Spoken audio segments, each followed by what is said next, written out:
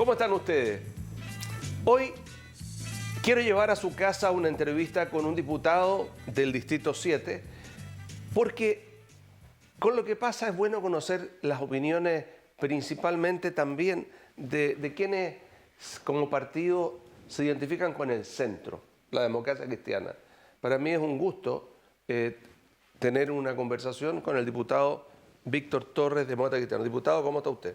Muy buenas tardes, ¿cómo está? Buenos días, buenas tardes, buenas noches. Como dice, porque esto se emite y se transmite en diferentes horarios, diputado. Lo sabe. El Parlamento, no sé si usted vio la encuesta, el presidente Piñera está evaluado con un 14% y la oposición con un 9%. Los parlamentarios aparecen en todos lados, bájense los sueldos, disminuye. Hay un descontento general, pero hay hechos que causan mucha preocupación.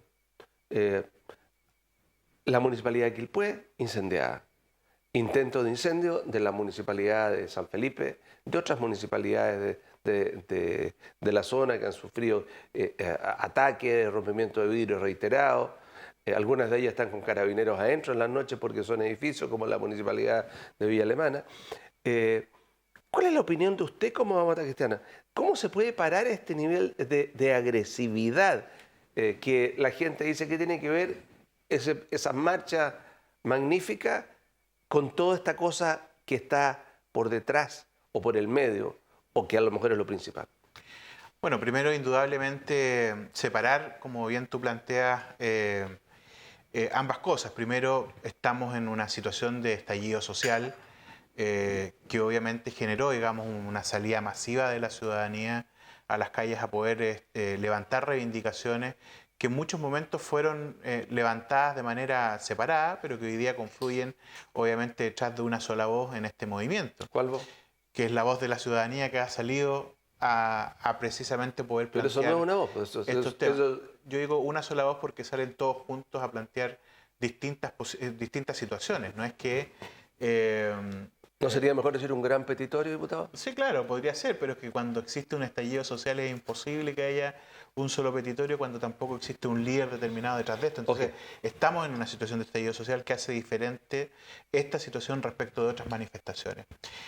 Y obviamente cuando existe, digamos, una salida masiva de esta envergadura, obviamente existen otros, digamos, grupos que se interesan por otro tipo de manifestaciones que no tienen nada que ver con el sentido, el objetivo del fondo que tienen las movilizaciones que la ciudadanía ha encabezado. Y allí aparece, obviamente, hechos de violencia, saqueo, que obviamente hemos todos rechazado transversalmente, por lo menos en estos días, porque entendemos que una cosa es la demanda de la ciudadanía y otra cosa muy distinta es que exista violencia, que se rompa mobiliario público, que se rompa mobiliario privado, que se, digamos, saqueen centros comerciales donde hay mucha gente de clase media y de situación más vulnerable, que es el único lugar o fuente de empleo o de ingreso que tiene. Entonces estamos además afectando las fuentes laborales. Entonces nadie puede, digamos, respaldar esos hechos, no obstante que obviamente hay una reivindicación de la que hay que hacerse cargo en el fondo.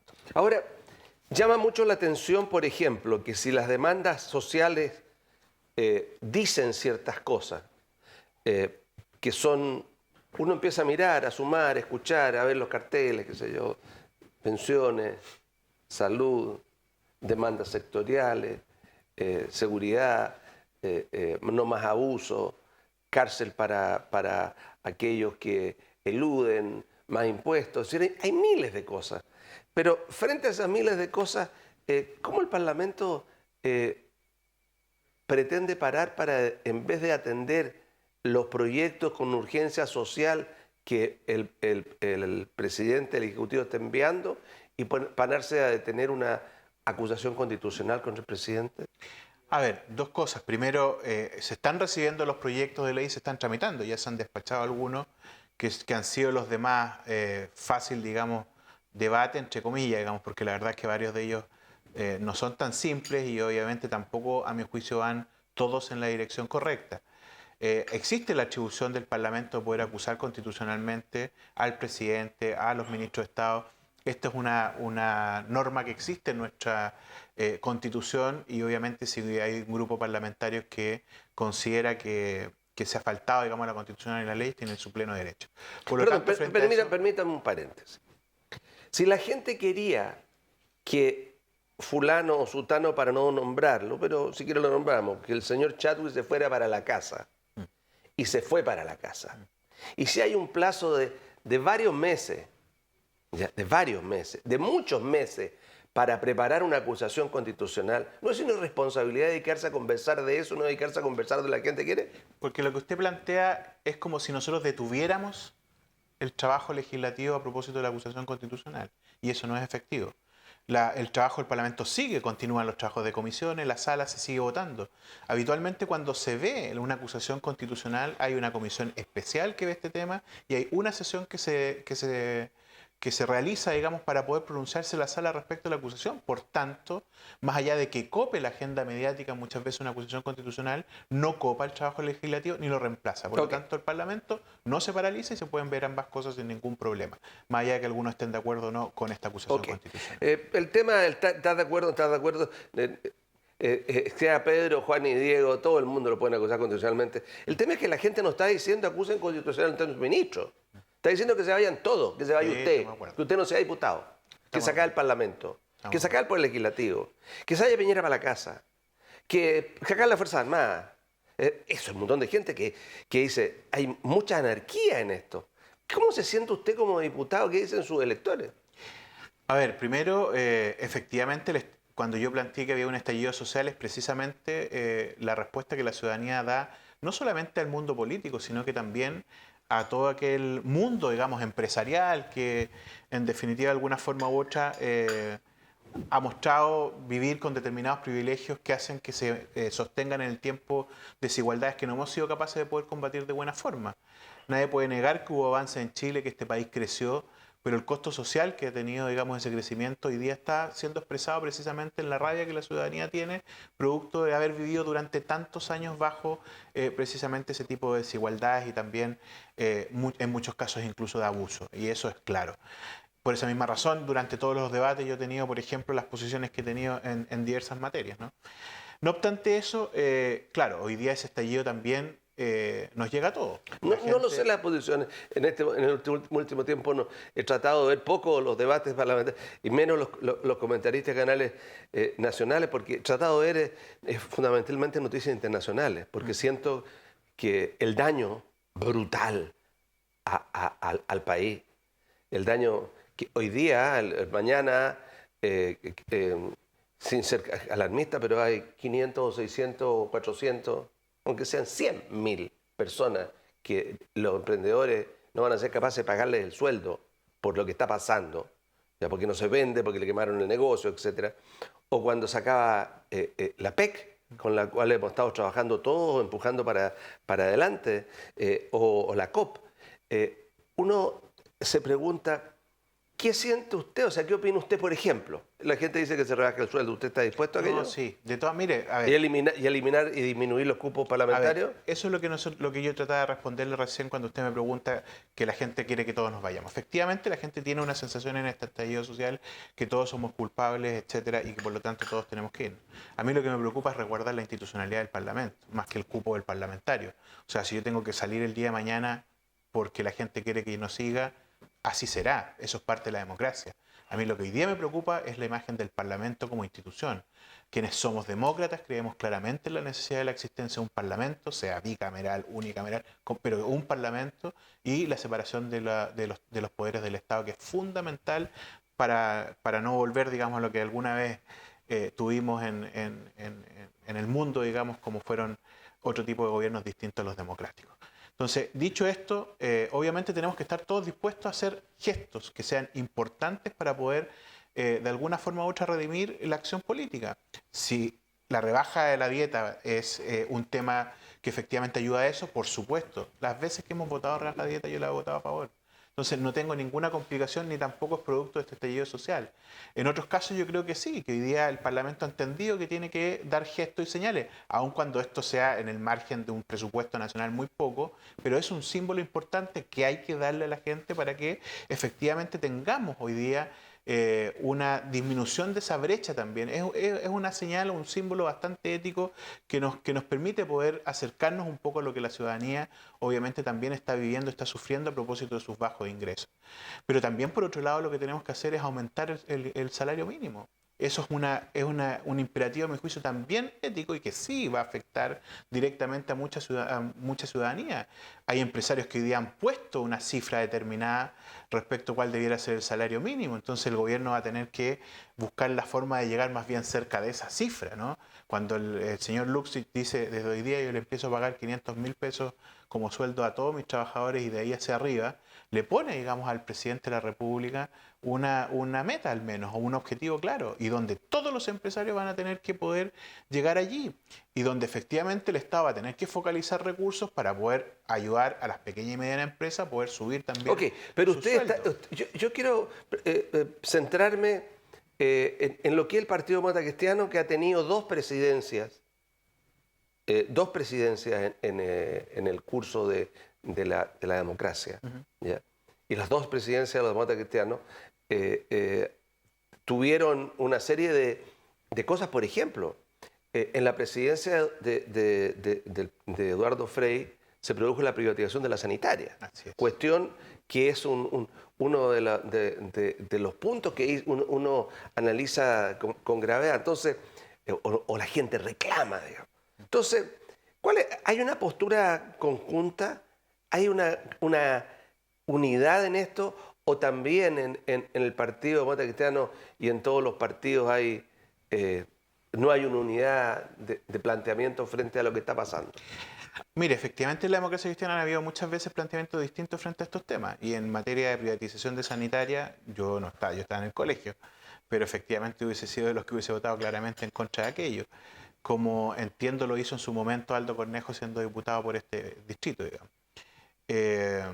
Sin embargo, hoy día, digamos, es importantísimo, como tú bien planteas, poder ojalá tener una posición única respecto de esta materia y otras, pero fundamentalmente entender que la lógica y la dinámica en que se estaban analizando los temas antes de este estallido social tiene que ser completamente diferente. ¿Cuál era lo que si no las soluciones van a ser las mismas y por lo tanto van a ser soluciones parches. Mira, antes que siga usted, hay una página que me llamó la atención, me la recomendaron para que la viera, no sé quién la organiza, se llama chilecracia.org, en que le empiezan a preguntar a uno. Y uno va votando alternativas por A o por B o se abstiene. Como por ejemplo, ¿qué es lo más importante hoy día? ¿Subirle el sueldo a los pensionados o hacer una asamblea constituyente? Ya. Por ejemplo, yo le pregunto a usted, sí, o se abstiene, o ninguna de las dos. No, pero por supuesto que subirle a los pensionados sus pensiones es una medida inmediata, ahora ya, urgente. ¿Eso más que una asamblea constituyente? Inmediata, dije. Pero efectivamente la reforma a la Constitución es algo que tenemos que ser capaces de asumir. Chile en esta crisis... No reforma, asamblea constituyente aquí y ahora, es lo que pide. No reforma. Pero si usted me permite terminar una idea, yo puedo contestar sin ningún problema.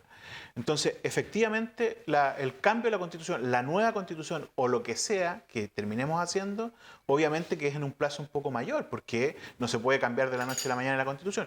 Sin embargo, lo que se está discutiendo hoy día es ¿cómo entonces nosotros avanzamos hacia eso? Entendiendo que hay medidas urgentes, como por ejemplo subir las pensiones, obvio, el tema del sueldo mínimo, obvio, tenemos que tratar de llegar a un acuerdo en eso, pero también trabajar en paralelo en lo otro, se tiene que caminar y mascar chicle a la vez. Respecto del tema constituyente, ¿qué es lo que hemos planteado mucho nosotros? Primero, traspasar definición a la ciudadanía, democracia directa en esto. ¿Ya? Es la ciudadanía la que se está expresando. ¿Cómo? Ellos deciden. Plebiscito de entrada y de salida. ¿A qué quiero decir con esto? Nosotros debiéramos plebiscitar esta idea. Así como usted puede contestar en esa página web, uno debiera decir, ¿quiere la ciudadanía chilena cambio la Constitución o no quiere cambio? Y si quiere, ¿cuál es el mecanismo? Convención constituyente, Congreso... El problema es que no hace la pregunta, ¿no? No, estamos de acuerdo que sí. El problema es que no hace la pregunta, porque la pregunta, ¿cómo se hace la pregunta? ¿Quién la hace? Estamos de acuerdo que sí, obviamente siempre alguien va a tener que hacerlo, ¿no? Y por lo tanto tenemos que ser capaces de ponernos de acuerdo que las preguntas tengan el máximo de expresión posible, ¿ya? si tú pones una pregunta que solamente es dual, obviamente que es más difícil.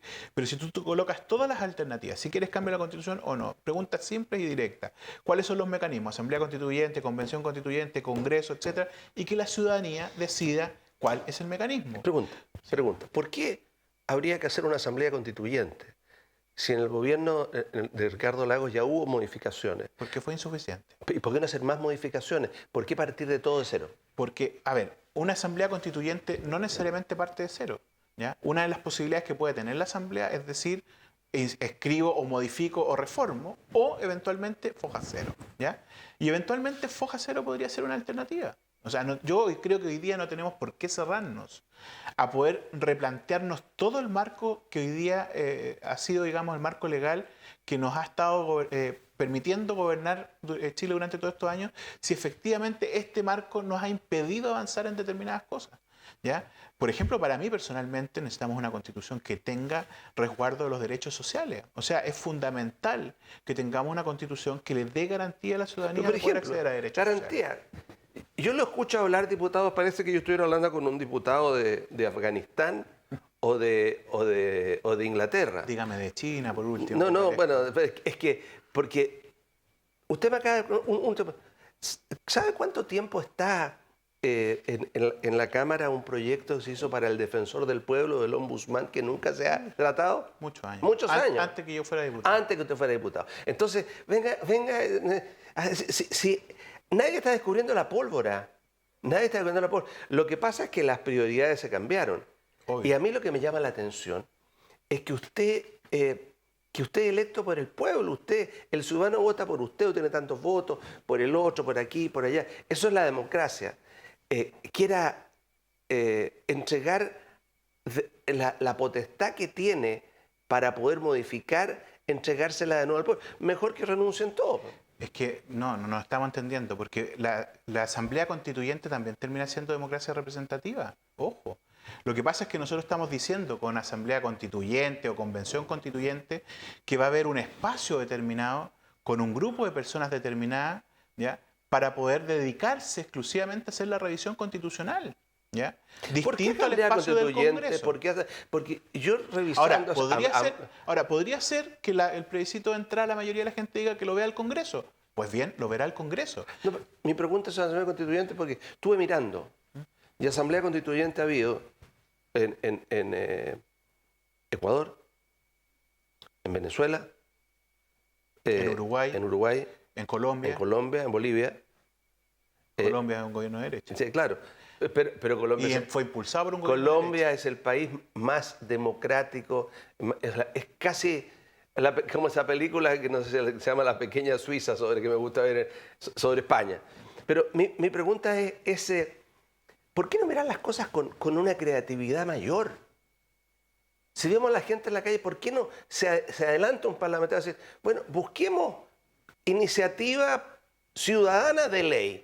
Pero es que también cambiemos la iniciativa única del presidente, empezar a abrir, porque cuando a mí me dicen vamos a eliminar la Constitución y yo alguna vez he usado este maravilloso recurso protección, digo, perdón, este recurso no existía en la Constitución del 25 y este es un gran recurso que defiende los derechos de los ciudadanos. Sí, pero es que, a ver, cuando uno dice la revisión de la Constitución no está diciendo... No, está hablando de revisión.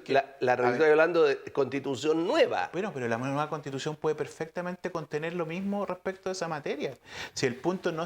A ver, es que ese es un temor que es bastante, a mi juicio, complicado de transmitirle a la ciudadanía, porque la gente cree que va a ser todo completamente escrito de nuevo. No, pero, no se sabe. O sea, pero hay articulados que obviamente se van a mantener. ¿Por qué obviamente? De derecho y de ganas. Bueno, ¿podrían ser cambiados? Sí, claro, y podrían ser cambiados. Pero si los carteles dicen no a usted, no a todo, no a nada. Mire, pero si Rodrigo, yo ya tengo claro, si quiere gríteme todo lo que quiera usted no que me vaya. No le grito. El punto no es ese. Si usted no me permite dar si le permito, una idea. pero Le no me permito deja todo, sí, concluir le una idea. permito. Lo que yo le estoy diciendo es que si nosotros hacemos una revisión constitucional, esta revisión constitucional no necesariamente va a significar que aquellos elementos positivos terminen quedando fuera, sino fundamentalmente aquellas materias que han impedido poder tener garantía a los ciudadanos de derechos sociales. La gente me dice, yo quiero mejor salud, sí, pero hay muchos elementos de mejor salud que no se permiten a propósito de la discusión constitucional, la discusión que ha terminado en el Tribunal Constitucional. Entonces, obviamente, ¿dónde está la raíz del problema? En la Constitución, que impide hacer modificaciones más profundas. Entonces, sobre esa materia, obviamente que tenemos que hacer una revisión.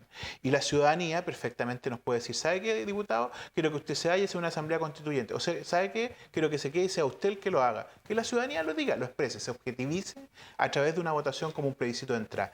Y después de terminada la propuesta de constitución, que la misma ciudadanía en un plebiscito de salida sea la que se pronuncie y diga, entonces ratifico esta constitución nueva. ¿Ya? Que la misma gente se pueda pronunciar antes sobre el mecanismo y después sobre el texto.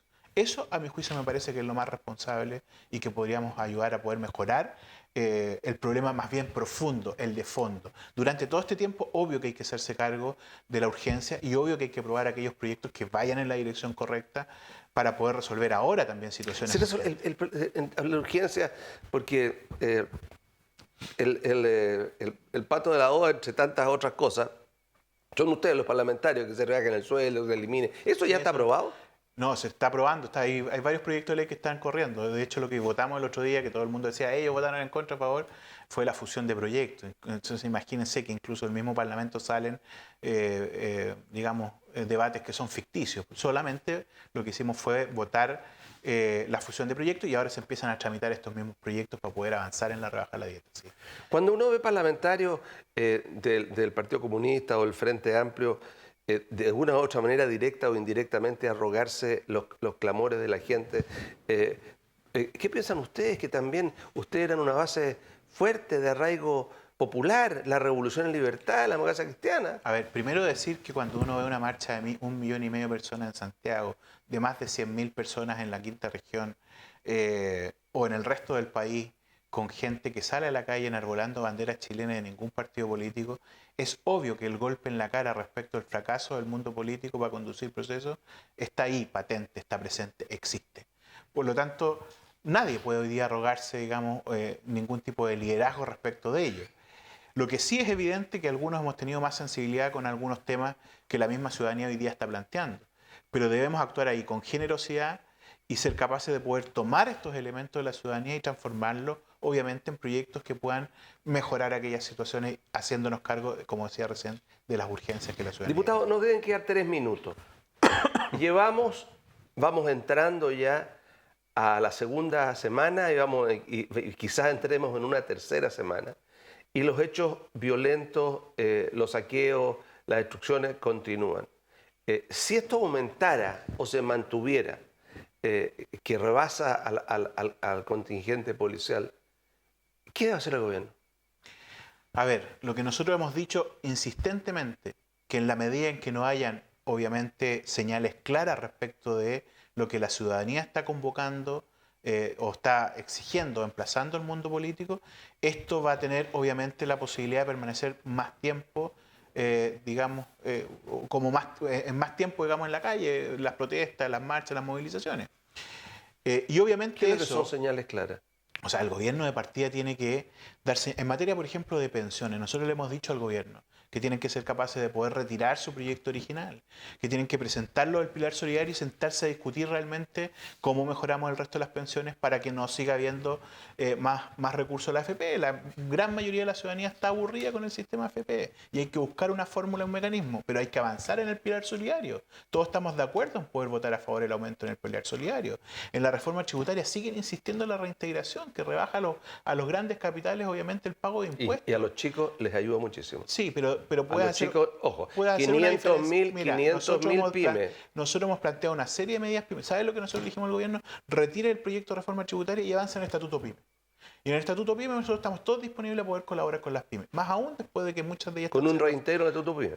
Mire, no hay problema, si es que efectivamente el problema que nosotros tenemos es con todas las empresas con ingresos mayores a 75.000. Ok. Bueno, y ahí lo ve usted. Él es el diputado Víctor Torres de la Democracia Cristiana.